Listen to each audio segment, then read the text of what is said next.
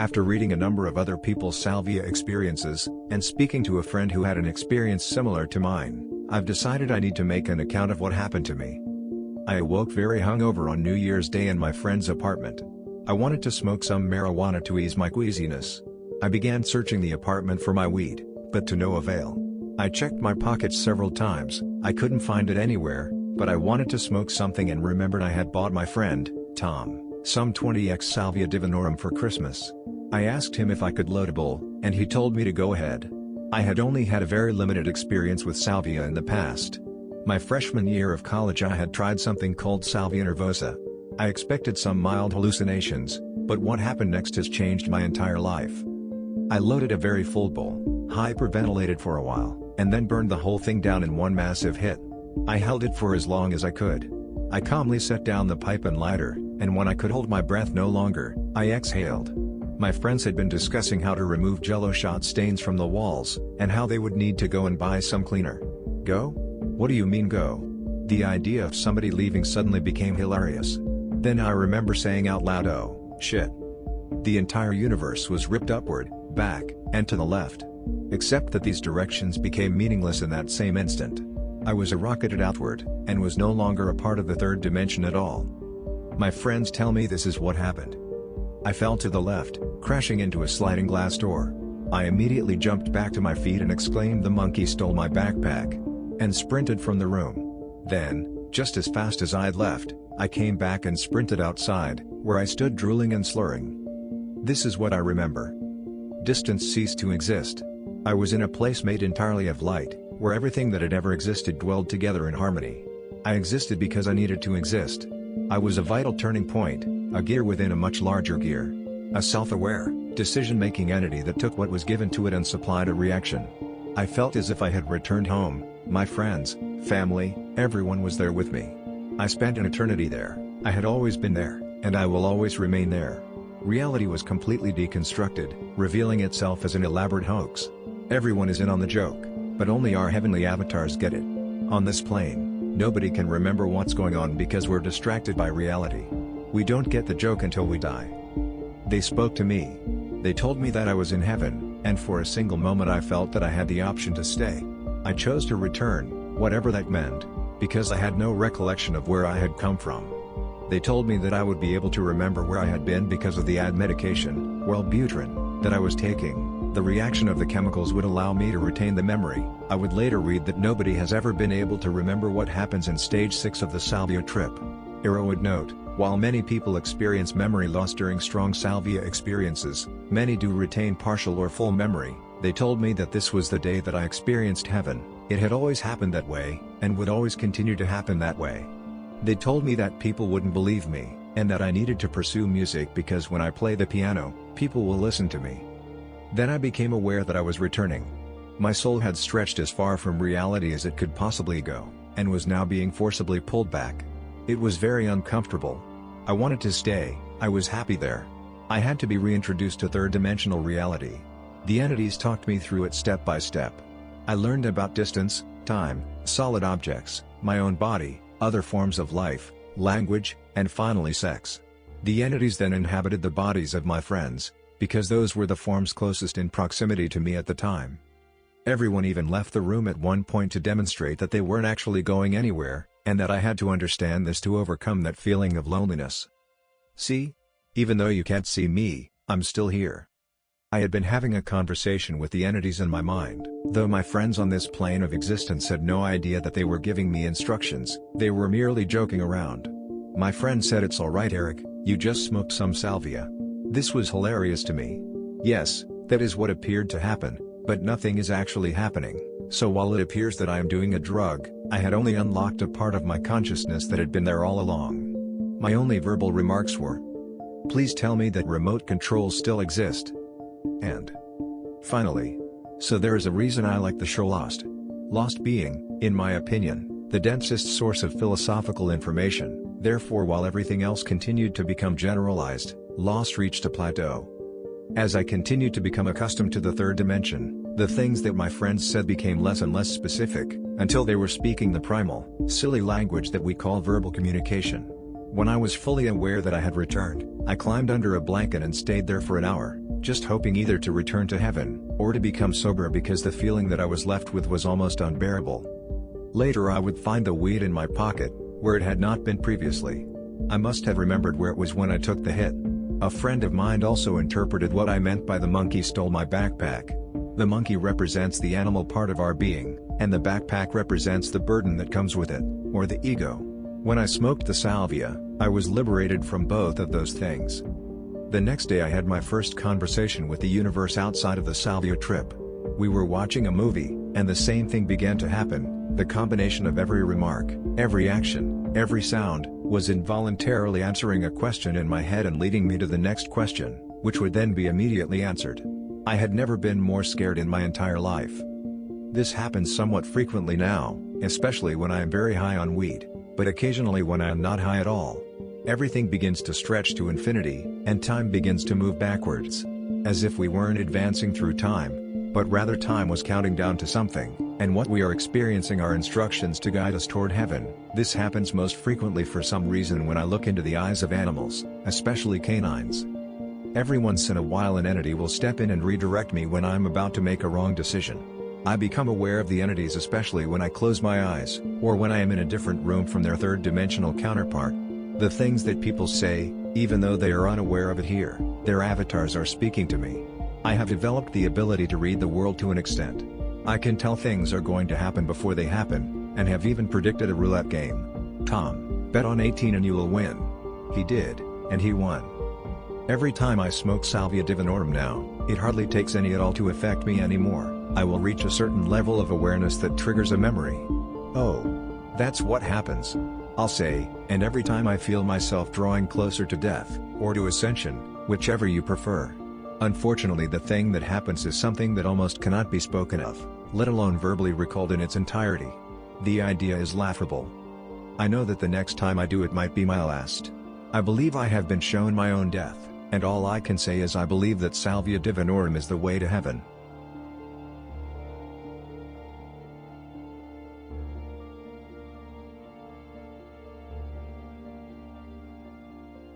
Previous experiences: DMT, a lot, sub-breakthrough, DXM, cannabis, ones, salvia, up to 48 mg 20x. Tripper. My first heavy salvia experience was with 48 mg of smoked 20x extract that I inhaled alone on my couch. Before that the effects I got from salvia were much weaker than what I expected, so I thought at first I had a naturally high tolerance. Boy was I wrong. The 48 mg made me becoming the house wall of my parents' house where I grew up. During the trip I heard a banging noise and when I came back, I found myself lying face down in a puddle of water in front of my couch with my broken bong next to me. Until today I have no idea what actually happened. At that point I decided it would be very dangerous to proceed my salvia journey alone, so I got a trusted friend as trip sitter to further embark on my journey into Sally space with higher doses. The blackout that broke my bong was just the start of my salvia train wrecks. With my trip sitter I felt safe and overambitious, so I decided to take 100 mg of the 20x that fucked me up badly before with just half the dose. This time was a completely new level of salvia madness. What my sitter observed me doing in my dissociated state was in no accordance with what I remember happening. From now on, we will give you the two perspectives of what I can only describe as a multidimensional clusterfuck in salvia hell. I loaded my new bong with 100 mg of 20x extract and covered it with some salvia leaves as a protected layer against the flame of my jet lighter. The plant material was turned into thick smoke which I inhaled in one massive toke and held in for 30 seconds while lying on my couch. A scratchy feeling came upon me as always with salvia. It feels like taking notice of every piece of clothing I wear on my skin. This is the last thing I remember before being blasted away. Sitter. Now I'm taking over. As I watched my friend fading away with the face of a person you caught singing badly under the bathtub, never saw such an embarrassed facial expression before.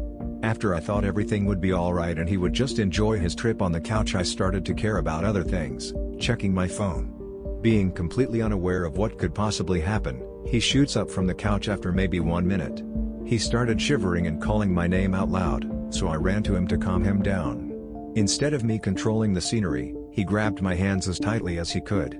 While the whole thing came completely out of nothing for me, I got a bit scared and overwhelmed, especially because I noticed I couldn't hold him back if he starts doing something stupid.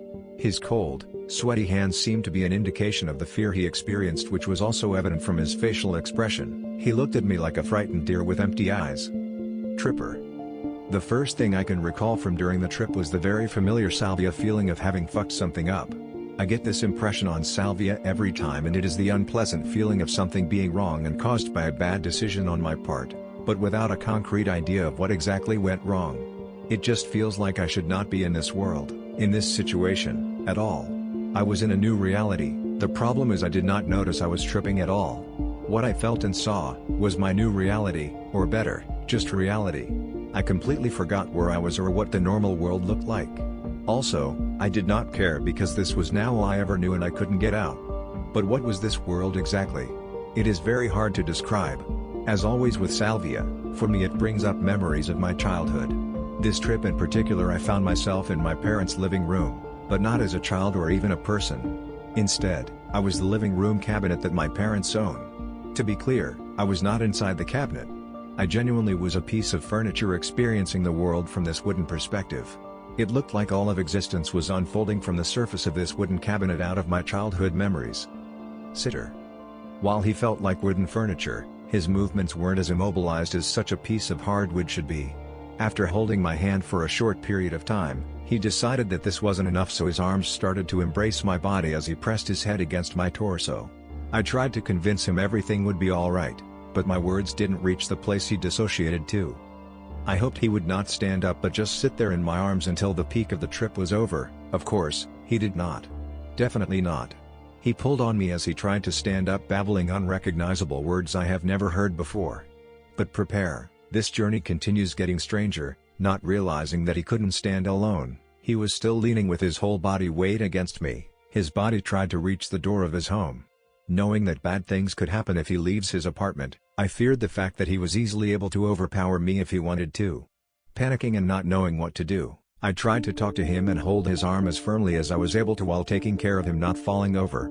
For a short moment of time I became really anxious, because I didn't know what to do if he left the room. Gladly, he decided it would be better if he falls again over, or better, for me, because now, he started touching me. Like everywhere.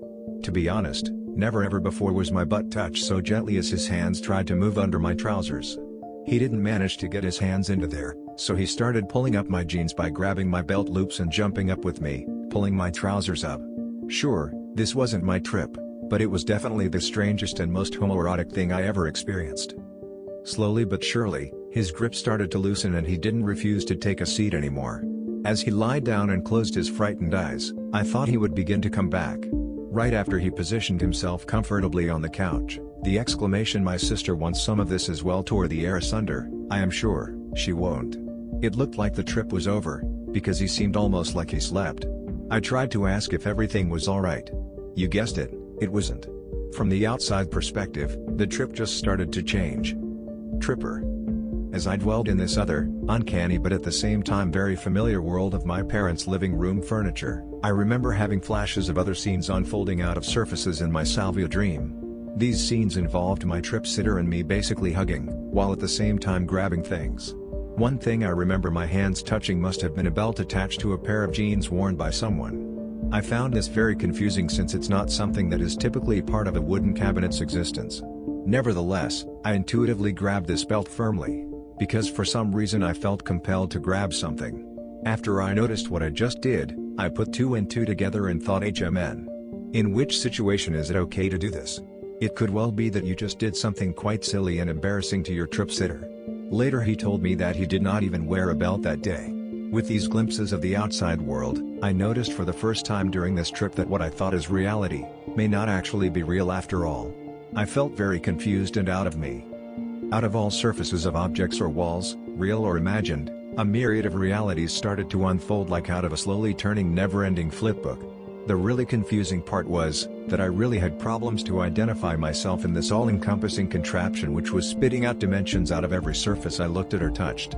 I noticed there was no way all of those dimensions could possibly be real, but I was unable to identify whether my mind produced these worlds or I originated from one of them. I guess this is what depersonalization must feel like, and this is exactly how I imagine schizophrenia must be like. I started to notice that I could be a person laying on a couch, but I would not have bet on it. It felt much more likely that one of those unfolding worlds could be reality, since I was under the strong impression that this is where I originated from. There was so much history and backstory in those imaginary scenes, and it felt like my whole family lives in one of those other dimensions, therefore they have the higher chance to be actually real. It felt like my mind was not at the right place. Sitter. Even though he considers the idea of the emerging worlds being fake retrospectively, right at the moment of the trip he had no idea. In fact, he attempted to convince me I wouldn't be real. He was so convincing I had to ensure myself he was wrong. I mean, who knows, maybe I'm the one who's a slave to the Matrix. The advantage of this scenery, I don't have to ingest salvia to question my reality. While I tried to tell him he should stay with me in the hopefully real world, he wasn't listening to me. This wasn't the end at all, because now he stated the real world would be behind the couch. This agenda was so deeply entangled in his thoughts that he tried to argue all over again. Here a little excerpt from our conversation.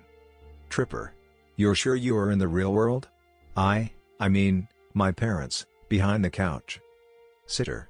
Yes, I'm sure. Everything is alright, I'm with you. Just calm down, rest a bit and stay in the real world with me. Tripper. No, I mean, no, you aren't real. Behind the couch. Sitter. Yes I am. I'm right here. Look at me. Tripper. But, no, I don't believe you. My childhood, behind me. I'm not sure the front side is real, pointing at me. The back side is real, pointing at the couch. Sitter. I understand you, but I assure you, I am real. Just rest a bit, everything will be fine. At this point, I also tried to convince myself of the reality of mine and the fact that everything will turn out well. His trip was already lasting for half an hour at this point. I mean, salvia shouldn't last that long at this intensity. Tripper. But I want to tell you. Later you won't understand. I won't remember everything. Let's talk about it. Sitter. Let us do this later. You aren't able to talk right now. I will remember you to tell me.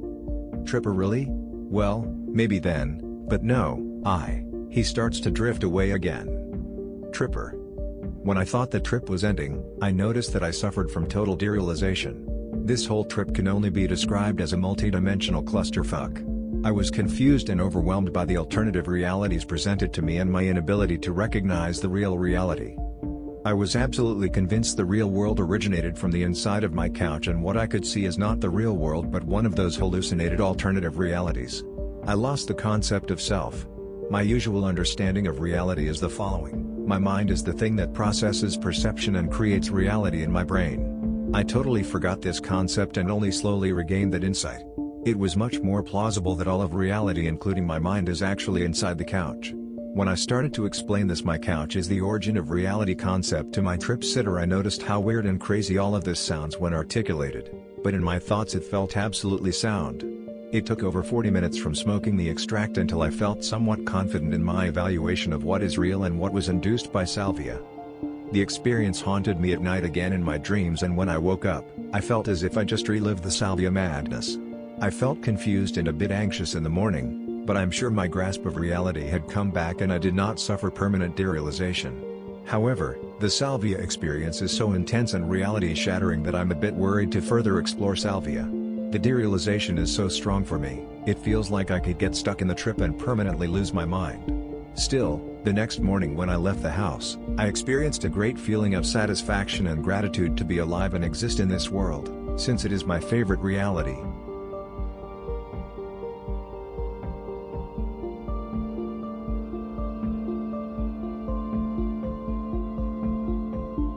I tried Salvia divinorum for the first time this afternoon.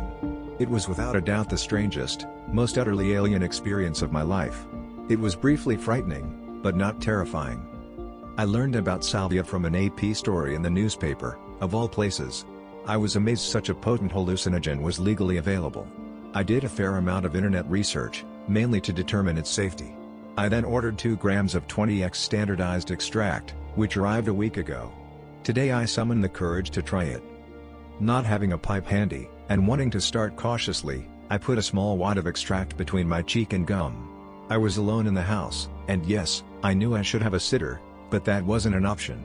I laid on the couch, closed my eyes, and waited. After 30 minutes with no effect, I gave up and spit it out. Tasted horrible, and not swallowing for that long was unpleasant. I had brushed my gums and used mouthwash beforehand, but I guess extract is not a substitute for fresh leaves. Or maybe I'm one of the people with a high tolerance, I thought. I decided to find out. I went down to the basement and opened a box of old memorabilia. Inside was a small pipe I last used 20 years ago. I loaded it with about 1/10 gram of 20x extract. Then I did something foolish. Instead of smoking it in a safe place, I opened the basement door and went outside. No smoking in my house. I hyperventilated for half a minute, lit the salvia using a butane lighter, inhaled deeply, struggled not to cough, then came back inside. I knew I should find a comfortable place quickly. I had no idea how quickly. I don't remember exhaling. It hit me like a ton of bricks. Unbelievably intense. The term mind-bending doesn't do it justice. I remember being surprised, not comprehending why this was suddenly happening to me, even though the pipe was still in my left hand. I felt numb, and for some reason decided I absolutely must return the pipe to the box. I did so, largely by feel because I was having trouble seeing. Everything seemed to be tilting to the left. Somehow I managed to walk down the hall to my office. There I fell into my chair, where I remained for a long time. I became increasingly panicked. I had no idea that I could become so completely unable to think, reason, and control my actions. I was expecting to laugh uncontrollably, as I'd read many first-time salvia users do. It felt nothing like that. No, it was deadly serious. Seriously scary. My body felt heavy, as I had been told to expect. Getting to the chair felt like wading through molasses. I had never been in a state where I was so unable to control myself, which was frightening in itself, but nowhere near as frightening as what was to come. In reconstructing this afterward, I'm not positive where I was when the peak occurred, although I must have been in my office chair. It was so unlike anything I've experienced before, vastly more intense than cannabis, or even LSD. Salvia completely separated me from reality, snatched it away like candy from a baby. I entered an entirely new world. One utterly strange and frightening, but at the same time completely concrete and believable. Frightening, but not terrifying or nightmarish. I wasn't afraid of bodily harm or some malevolent being. The fear was on a more abstract level. At this point, I'm struggling to describe what I thought and felt at that point of maximum intensity. I don't know if my eyes were open or shut, but I was definitely oblivious to my surroundings. I was in a dreamscape, but remember few specifics.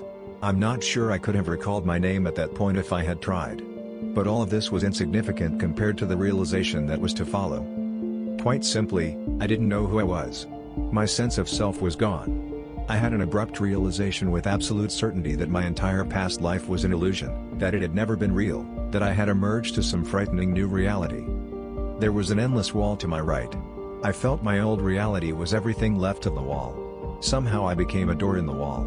As I swung open, I understood everything had changed, that I could never go back to what had been. What was on the other side of the wall? I never saw. The wall wasn't the most important element, though. The frightening thing was a crystalline certainty that my entire past life had not been real. It was a fiction, an elaborate deception, something I was duped into believing, or possibly fabricated myself.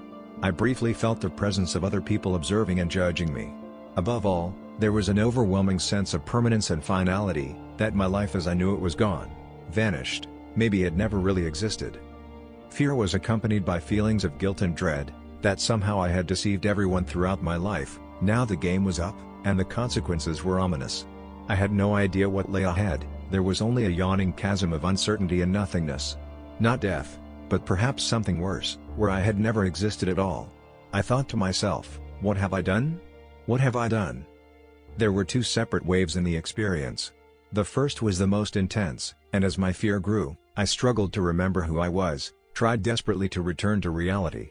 The fear subsided briefly, but then the second wave hit, different in some way I can't recall, but like the first, it swept away the reality I'd known.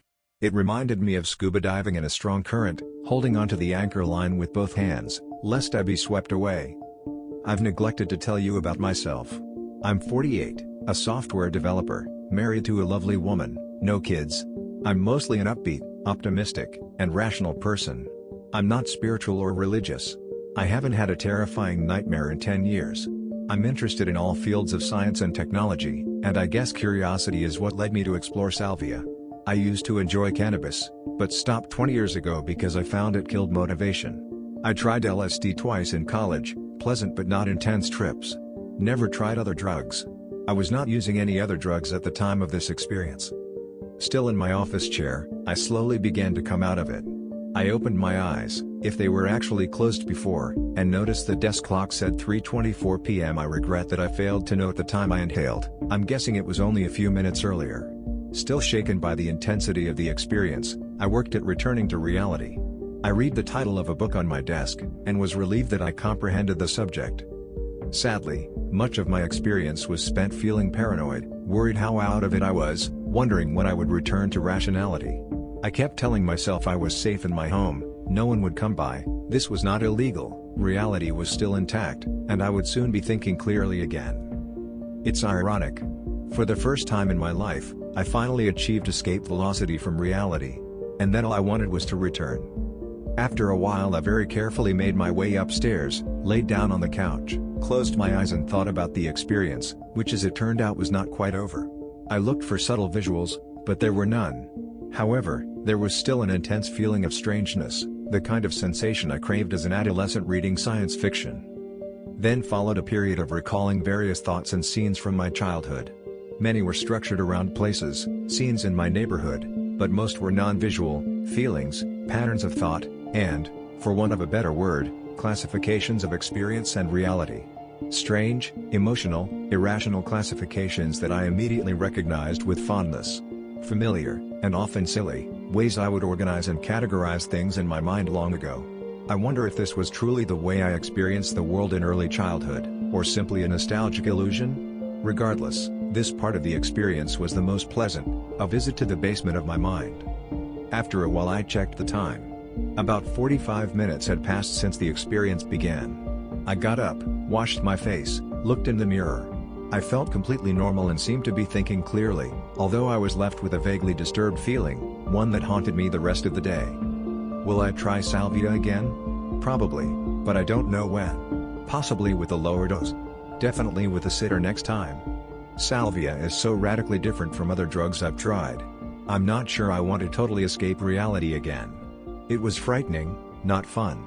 But in retrospect, and only in retrospect, it was also fascinating.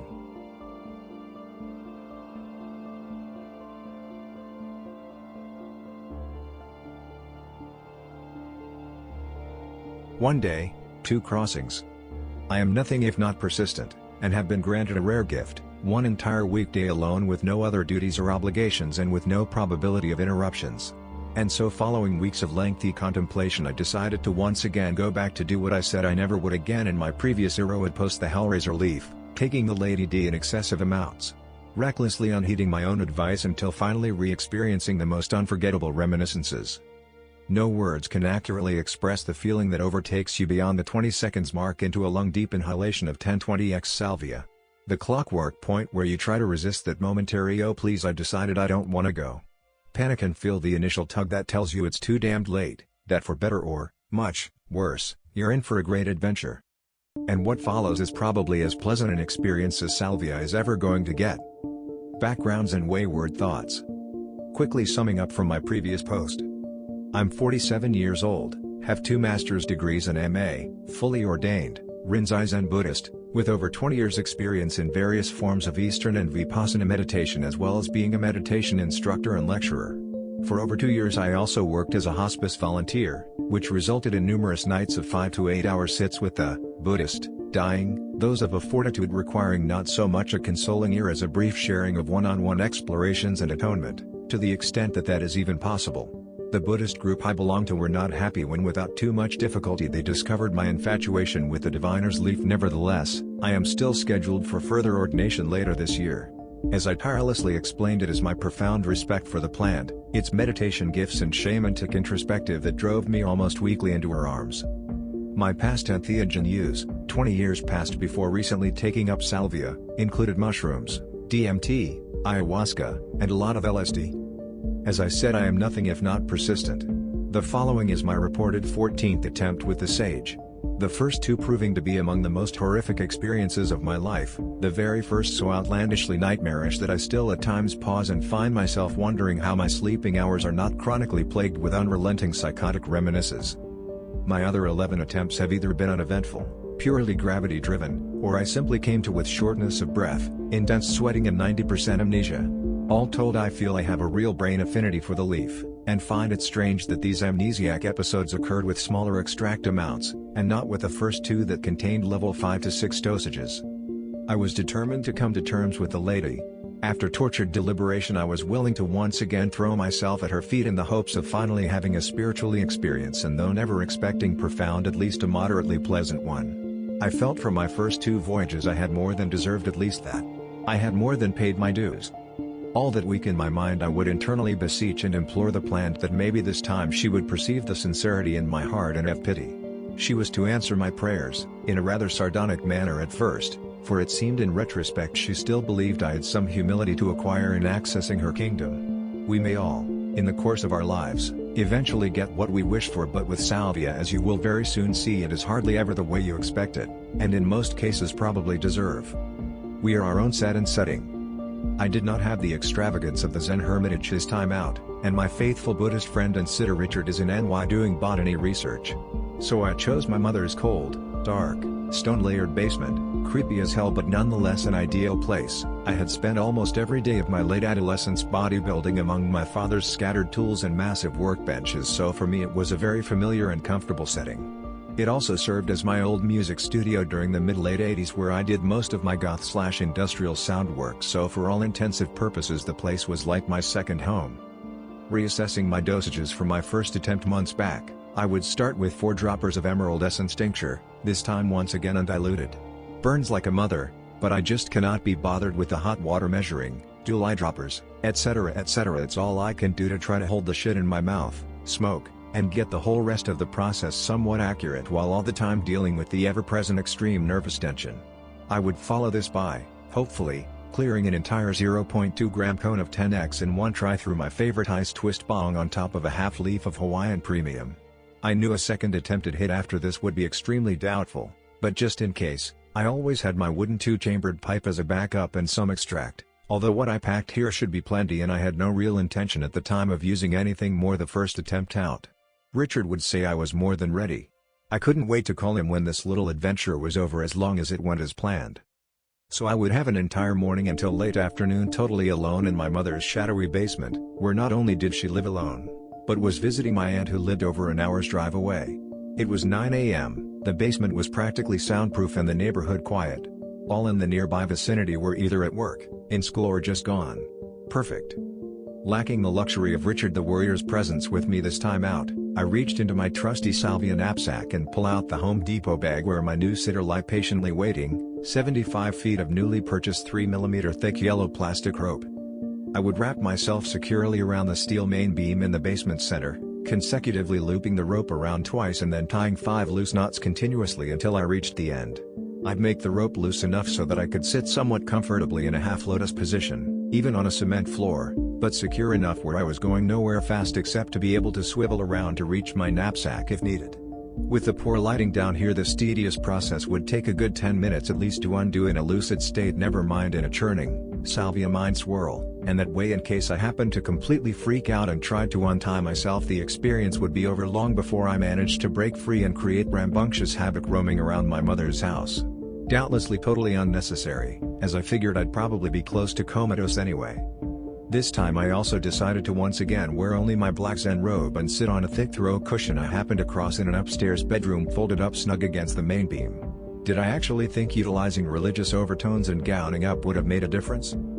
Finally situated and comfortably sitting in place, I went through the usual tincture torture, bringing along my little timer to count off 4 minutes before swallowing.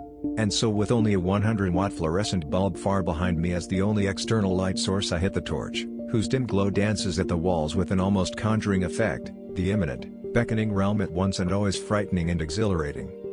My hand, my whole fucking arm is quivering, and it's like this every single time with no exceptions. All week long I've anticipated the moment, then upon its arrival I open the torch and hold the flame right at the cone and I hesitate. Damn if this isn't the one drug that always scares the living shit out of me every time we meet. This is the one given that will never change. Brief visions of carnies and clowns and rusted old rides. I always hated carnivals. As a child I found them somewhat foreboding, and clowns always conferred a sense of dread. Amusement parks and their ilk have a distinctive, depressive aura all their own, always seemingly aged and dirt-ridden. For me they are the landscapes of sadness and vanished reverie. I've long associated the thought of carnies with loss. And here I am, looking over and down at another dreaded Ferris wheel, but within the confines of a roller coaster approaching its end accent. The coaster is packed full, my fellow passengers collectively silent and sitting stoically upright, with none of the usual hand-waving or hoops of excitement. All are faceless, in that they have faces but no features whatsoever, just empty canvases of blank flesh. All are wearing the exact same fleeting, long gray gauze sheeting that rips through the air, billowing upward and back as if I'm riding the ripples of some darkened cloud on a midnight sky, and yet there is no wind or even a light breeze of any type. The air is dead. In fact, there is no sound whatsoever except the creaking of the coaster's wheels wheezing upward, although the park below is packed full and vibrant.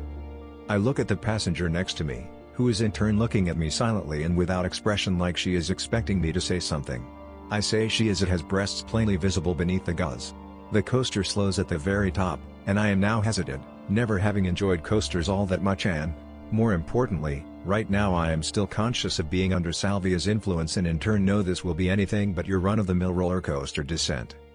As the coaster starts to slow, I notice my feet, legs, and hands have started to liquefy into the cracked vinyl fabric of the seat. I am turning into the coaster, and instead of briefly halting at the very top, it continues upward, smoothly and completely disengaging itself from the track and rising on into space. I look around, forgetting all about Salvia as this is so real, and look to my partner for aid, but she is silent, her attention now fully forward. I open my mouth to scream as the coaster suddenly tips and accelerates, then flips straight back, completing a counterclockwise circle where I am seized fast to the seat, but my mouth and lower jaw are held back, elongating my eyes and face, thinning me out like stretched taffy as my whole face can't keep up with the rest of my body as it flips and plummets straight downward. From all around me there is now the muffled chorus of 1,000 singing oohs and ahs. The last thing I am aware of is the Ferris wheel's deep, repetitive laughter as I smash below into 1,000 pieces of disembodied consciousness, and all is a sheet of white. Greetings from old Mexico.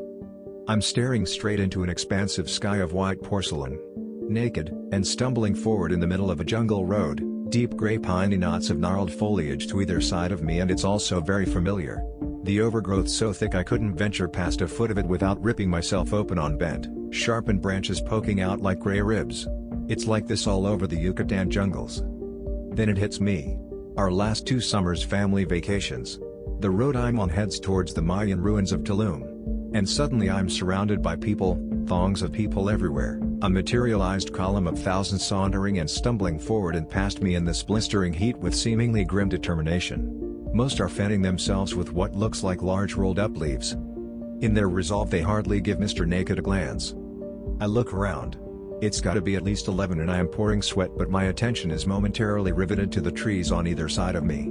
There is a distinct sense of someone, a presence distinct from the others, of something in there. Something in the trees studying me, and it's more than an uncomfortable feeling. What the foo? Kids have gathered all around me, grabbing my hands and pulling me forward.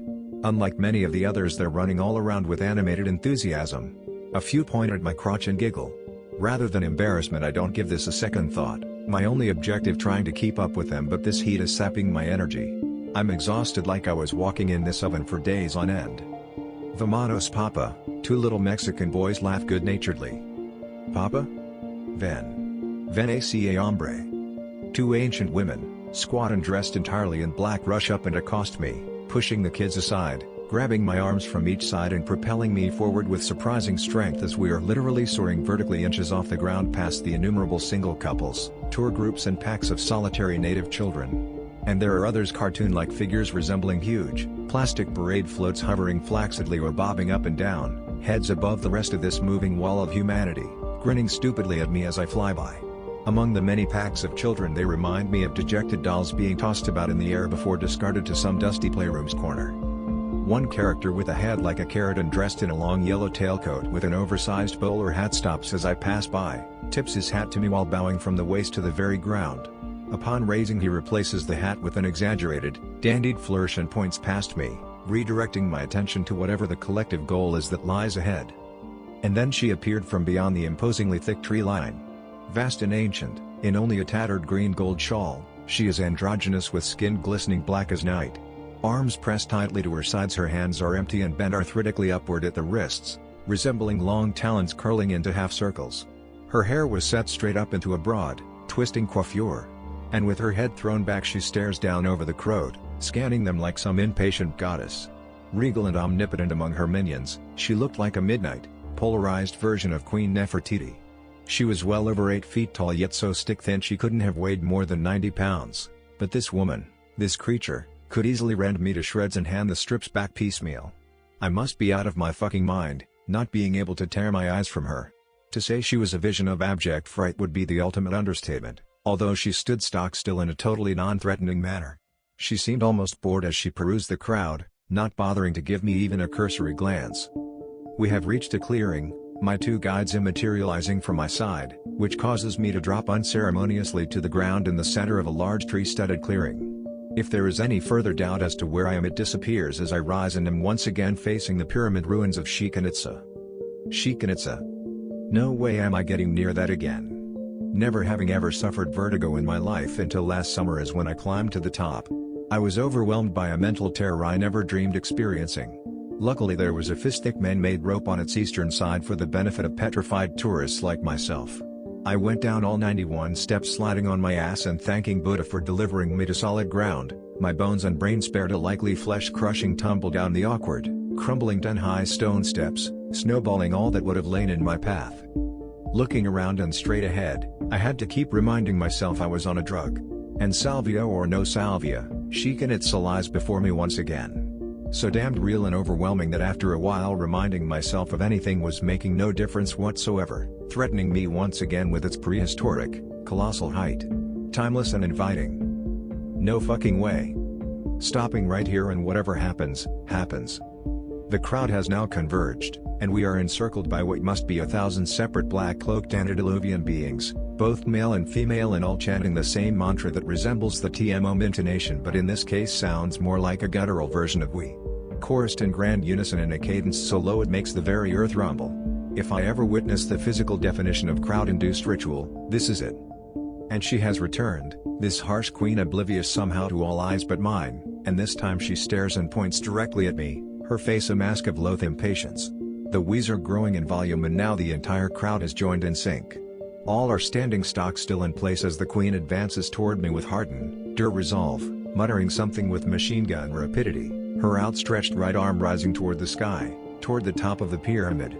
Her animated rant feels like a spell, becomes more guttural, from deep within until it rises to a wailed screech, and now she's no longer just pointing but jabbing, stabbing her finger simultaneously at me and the pyramid summit while flying towards me.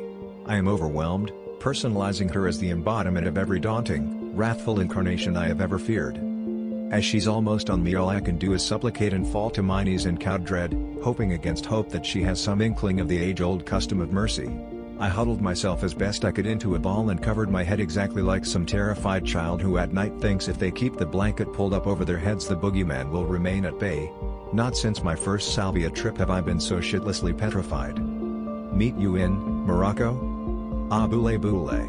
Aboulé boulé. Peeking upward, she is now nowhere in sight, but what? This loud, piercing gibberish is accompanied by a succession of sharp, searing pains in my left ear, which feels wet and burns with heat. Looking up, I find myself staring directly into the face of a but-ugly, curd-chewing camel who appraises me with a somewhat curious interest. And sitting high on the camel is what looks like a Tuareg nomad, swaddled from head to toe entirely in blue robes, with only sun-blackened forearms and creased face exposed. He peers upon my naked form, and leaning down starts furiously hitting at me with a long wooden switch on my face and head. Raising my arm against the glaring sky and frontal assault only seems to infuriate him all the more. He keeps switching at my head. Looking up and struggling to escape, I can only move slow motion through deepening sand that sucks at my feet. Aboulé boulé. Aboulé boo. He is now screaming and I don't have time to think past WTF as I notice I am directly in front of a large, dome-like structure of comparable size but looks more like a gargantuan stone egg than a pyramid, for Chichen Itza is nowhere in sight and the only people about are a small group of the bobbing, cartoon characters from my earlier road pilgrimage, including other versions of my carrot friend in the bowler hat, that seem to be working in twos, or should I say slaving, on the egg-carrying stone blocks around its base. There's the distinct sound of gnashing gears, although there is no machinery of any type anywhere. All stop and drop their loads when they hear my buddy on high screaming. Collectively they start jumping up and down, giggle and point, which only infuriates the Tuareg further, who rises up to a standing position from the now bored camel and raises both arms toward the heavens and screaming I don't know what before wailing on me with renewed vigor. I must have done something to piss this guy off, but what I haven't a clue. But what is far worse than that is that as I go to speak it hits me that I can't remember who the hell I am. Remembering Sheik and Itza and the Queen, I nonetheless can't connect with Jonathan. I had no name and no conception of what tripping was or what had happened to cause this, but am now only connected somehow with my being an American, with no money, and no clothes, and no idea how I arrived in this increasingly unnerving situation. Asshole persists with the switch screaming this boule shit, and all I do is stand there like a frightened idiot as now a small cluster of about 5 or 6 other riders in turn are approaching from my left, waving, shouting and gesturing at the infidel who upset their companion so. Not looking good at all. Having always obsessed on visiting Northern Africa, Cairo, the Sphinx and Great Pyramids of Giza, this was not exactly how I envisioned my longed-for pilgrimages. I feel another hot wave across my skin as I start to run toward the stone egg structure. A futile endeavor. Where the hell do I think I'm going? I'm looking for, what? Refuge? The other Tuaregs had met up with my tormentor and all are now playing their own desert version of cat and mouse, riding to either side of me while crossing my path, their camels closing in as they direct my course of escape while continually kicking at me as I stumbled pointlessly forward. I have never felt such heat in my entire life, sweating so much I'm sure if my luck holds out I'll melt into nothing before my tormentors grow bored and think up some new game at my expense. Each step sinking deeper into sand that looks more fluorescent than golden brown, like running in a dream where the faster you go the less headway you seem to make. The sudden absence of nomadic laughter coincides with the ground starting to violently tremble as I fall over. The old boys behind me must have halted to observe the egg's center, now abruptly starting to shine and throb along its vertical axis, revealing itself not as a stone structure but more a pulsing, wet gray wound. Salvia. Jonathan. Both tying into the now burgeoning comprehension of my coming down from Salvia's peak, for just as quickly as it all started everything collapsed in a sudden halt, an abrupt awakening from my self-induced transitory flight. The gray plasma-like monolith in turn reveals itself to be in fact just the protruding stone wall of my mother's basement as the old boys behind me have indeed disappeared, replaced once again by my awe-inspiring Cancun queen, the last thing standing directly between myself and morning's lucidity, no longer threatening but seemingly radiant with matronly understanding and a look now of empty, profound sadness. I had felt a strong presence once before, but this was the first physical manifestation of a being that seemed somehow to be the key presence in these absurd realms. And rather than relief my mind wells with emptiness finally grasping the obvious. I suddenly feel so stupid, like I should have some life-affirming question at the ready for this rapidly fading representation before me which was simply my own subconscious rendering of the human condition in the face of the infinite. Lady Salvia. Wait. The scream in my head comes out as incoherent, mumbled garbage. My eyes explode with red floaters, my blood pressure must be sky high and I think I'm about to pass out. So afraid that if I take the second to squeeze my eyes close for relief when I release them she will be long gone. And then worse than any faded withdrawal, she purposely just turned away, as if I was not worthy of whatever it was I was meant to confirm or understand from the very beginning. And along with her broken, ephemeral image, along with all that I had just recalled in moderately vivid detail, I knew there was so much more, but whatever these other images would have been were all fleeting at best, and I should be happy with what I had, as within 10 minutes I might not even have that. With regards to second chances, I'm slumped over staring into the cellar floor, robe wide open, stomach and left hand sticky with saliva and tincture slime, made worse by the fact that it is now quite cold down here, and I realize that I have drifted off either to sleep or just passed out. 2 minutes? 2 hours? I can't even make out the timer that's just a yard away, and in my present mental state for all I know it could even be evening by now. And pain. A lot of pain, and that's a first. Man, do I feel like shit. My left ear is burning something fierce, and reaching up my fingers come away dark and wet. I must have wrenched down hard on my 2 loop earrings and now there's only one, the other probably somewhere at my feet. Nice. Good going. There are also dull tingly pains all around my upper chest and sides. Putting that plastic rope around my semi-bare midsection was a real dumbass idea, as I'm sure to develop a nice set of rope burns which will turn into real nice welts, and I can't begin to imagine how I will somehow explain it all to my wife when she sees this mess. I must have jerked around something fierce. I'm growing more and more disheartened as I'm once again seemingly unable to break into anything mystical or exceptionally positive, although I feel in my heart that some closing brink is so within reach. brink to what? I try not to ask myself, what the hell am I talking about? Reality check, half naked. Filthy, pissed off and in pain. Unpleasant. I'm about to call it a day, unwrap myself and leave disgusted when I turn and spy the fresh backup pipe right behind me, packed tight and ready for firing. I had to go it again and now, in haste and with no breaks before I changed my mind or the habitual coward in me will out. I foolishly thought that if lucky I might possibly end up back to exactly where I left off. Before reason takes hold I put the pipe on my lap, reach over to the tincture bottle on its side and quickly squirt two. The bottle was near empty, droppers full into my mouth. I squint into the bowl as I mentally with minimal success attempt to take off 5 minutes in my head before squeezing my eyes tight against the gag reflex and swallowing the tincture at the same time clicking the torch lighter. And the familiar arises, telling myself to exhale but the lungs aren't listening until I almost choke through the exhale. And as I try to catch my breath the familiar increasingly loud ear humming and immediate sweating starts. Never in my life would I ever have believed the body could sweat in such an instantaneous manner before experiencing salvia. It is just so uncanny. I could now give a shit. This new ringing in my ears is so ever-pleasant, so womb-like. It lends me a feeling of such complacency that I'm no longer worried as I usually get that it's my blood pressure rushing to an exceedingly dangerous point. Not even considering it all strange that there was now a grotesquely fat elderly man playing a child's toy piano in the far right-hand corner by the stairwell, his obesity matched only by his excessively long, accentuated neck.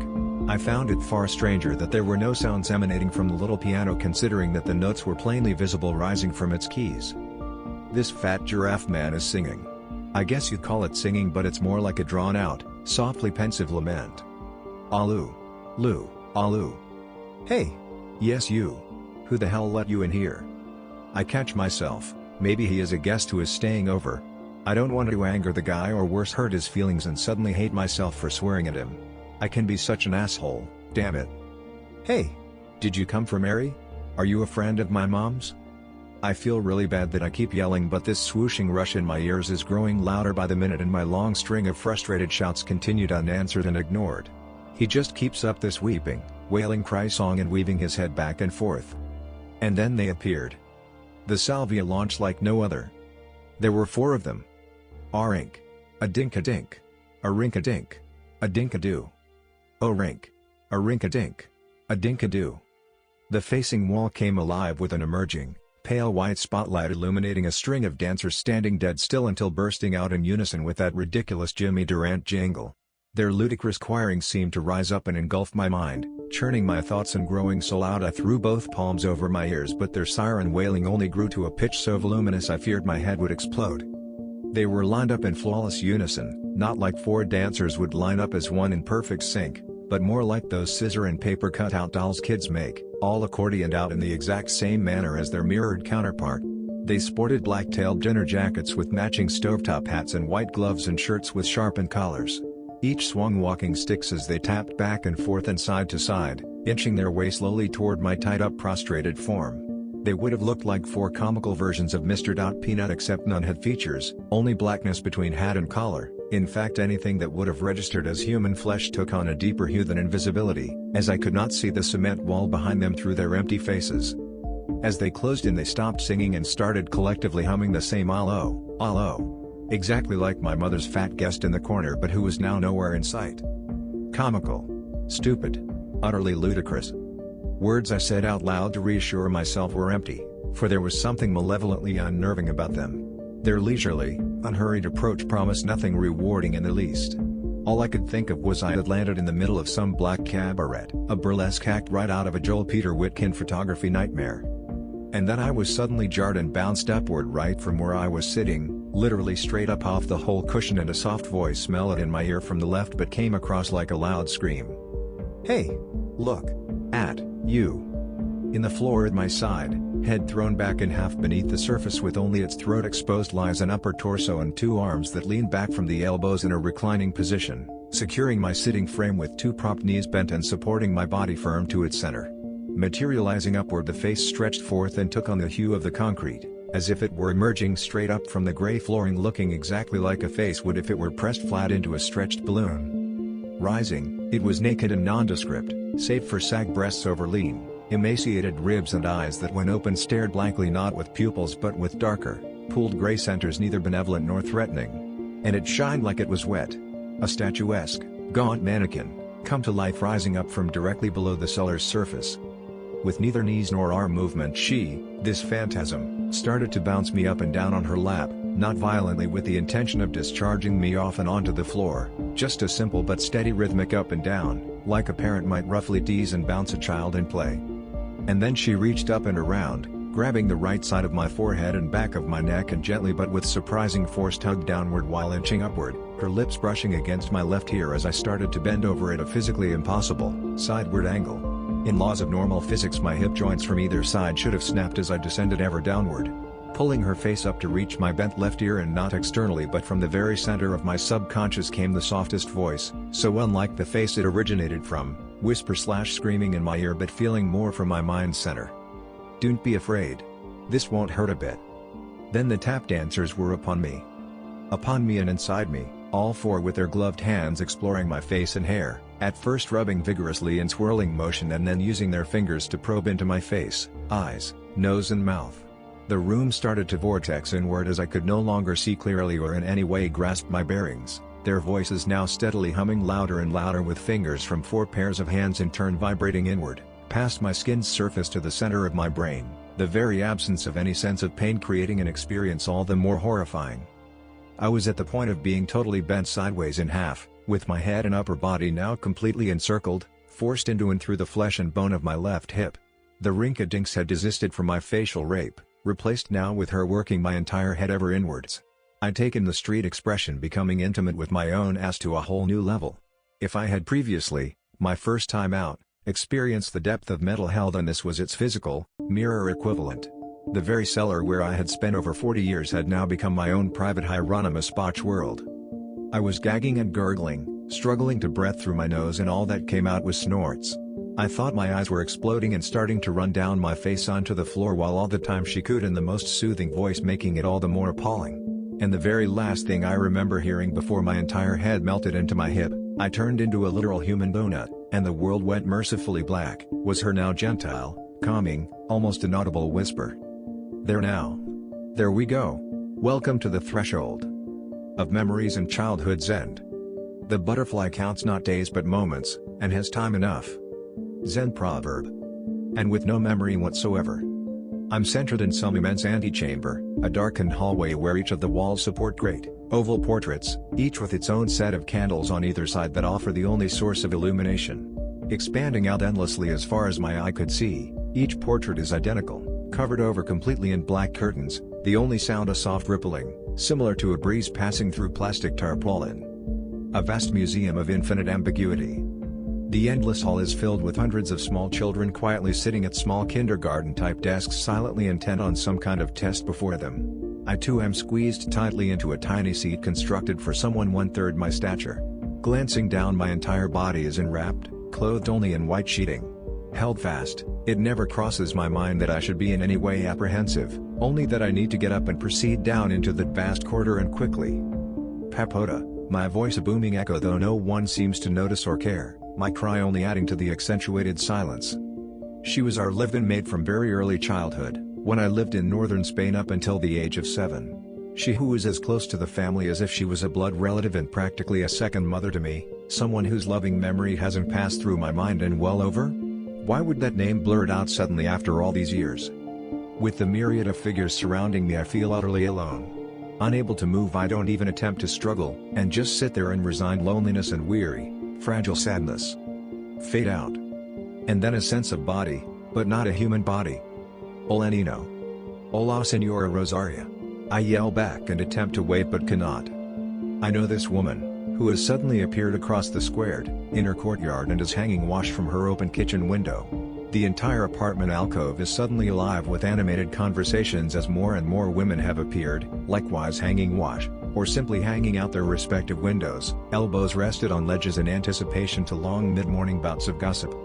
I go to wave again at Rosaria, not giving where I am a second thought but can only swivel my head as my hand and arm seem fixed in a forward-leaning position.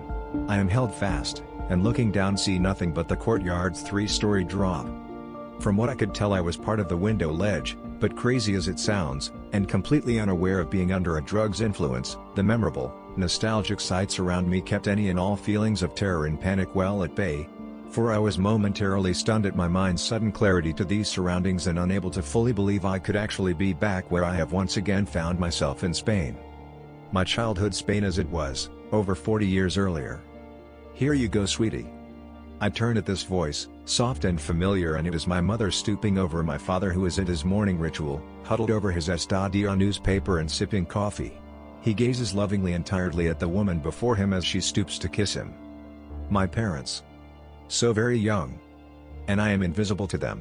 So frozen in shock and disbelief I can only observe, not daring to cry out or interrupt in any way in case this moment is broken, feeling waves of sentiment long buried in a far distant past, long forgotten by years of selfish misunderstandings and veiled remorse. And then, I entered. I am watching an exact replica of myself at about age 5 enter the room from the corner entryway. Everything was exactly as I had known it probably 40+ years hence. I am mesmerized. Actually watching myself as a child move through this slice of pre-adolescent life at a glacé. Myself moves towards my father's small table and is swept up into his arms, head buried in his shoulder. I am able to sense his lined face as it nuzzles my neck and I laugh into his collar. The look on my father's face stops me dead. I feel so hot I could pass out. The moment is at once heart-rending and totally implausible. I then ran from the room, and I was tormented at my inability to follow myself and stay, mesmerized by my mother and father's now youthful features. For all I had for memories up until this point, when I rarely cared to rouse them at all, was his pain-racked body dying for 2 long months in a hospital ward, waiting in comas embraced for the bone cancer to finally take him. I wanted to grab hold of this kid, myself, warn him of his imminent future before it was once again too late, to make alternative decisions, to speak those words never spoken. Damn it, I never wanted to leave. I no longer cared how or why or how long or what any of this was or when I would wake up, but my tenuous desperation at grasping the moment was more painful than having to suffer any past physical agony and less painful than my inability to move and participate in these evolved proceedings. Dad. M.A. My call is thousands of miles away as he just went back to his paper, accompanied by my mother's hum at the dishwashing she'd started. The women's voices outside made me turn and I closed my eyes, squeezing them shut so tight, thinking for some reason that if I kept them closed the moment would prove eternal. Fade out. When I opened then I was in a spinning vortex of jumbled thoughts, no longer in Spain, but I had no time for lament.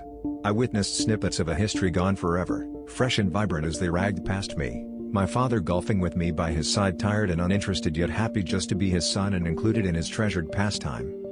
My father, valid memories started hastening by at a speed comparable to a rapidly shuffling deck of cards, so many at once and at such a rapid onslaught I couldn't even stop any longer to. "How's my little man?" Now it was my grandfather shouting down at me. That loud, bellowing voice behind his massive jowls broken into smiles as he patted my head so hard I saw stars. I could have cried. It was the one solid hero of my boyhood. My best friend, my grampy, and before this were just memories of months of his Alzheimer's malicious descent. My little man, his favorite pet name and one I adored. I haven't had the heart to utter those words aloud in later years as the pain was too great. Better, I thought, to let it stay buried, as what I refused to acknowledge might never come back to hurt me. Looking around, and now I was once again sitting at some kid's birthday party, mine, at Hickory Lodge, a place and time where once there were countless adult males all around, where childhood life was for me what it is in storybooks, innocent and joyous, with no lack of affection and guidance. I am now the last immediate remaining elder, late 40s, but with no males in my family older than myself. Fading, fading. My ear was burning and I looked around. There must be 50 people in this room all talking to me at once. I'm trying to see, but everything is growing hazy and my mind is unclear. I see a floor and walls and so many people who are now leaving in droves, and I hear toast to stay somewhere. What the fuck is that, and where is Grampy? Where is Dad? Dad? Not me. There are 2 very small boys sitting huddled up to each other in the corner of some basement I am in, looking anxious and afraid. They don't say anything else, but I can tell they want me to come with them, and I feel hurt and sad and alarmed that they will now disappear, for I know somehow that they are my own sons, but I want to stay. I want what has gone far past. Grampy, was all I responded. The scream in my head answered with only their hurt stares. Dad, I am so sorry for not being the son I could have been. Too late. Too late. I want to stay. Fade in. And over. I would make a most inept criminal. Wanting nothing more than to just bolt home, I spent all of maybe 30 minutes cleaning up after myself with such mechanical incompetence that I would definitely have to go over every inch of this house again early tomorrow before my mother's return. So muddled, saddened and confused, I must have left enough evidence to my being here I wouldn't make it past her most superficial scrutiny. Everything seemed in place. I looked over one last time at my mother's house, the house I had grown up in off and on since birth. I thought of the many family ghosts who had so very long ago wandered its quarters, from my uncle who literally built it to the two key male influences who had lived my life, loving me irregardless and hoping to make a difference. And suddenly I'm laughing my ass off, out loud and so hard I cannot stop. Peace. And safe journeys to you all.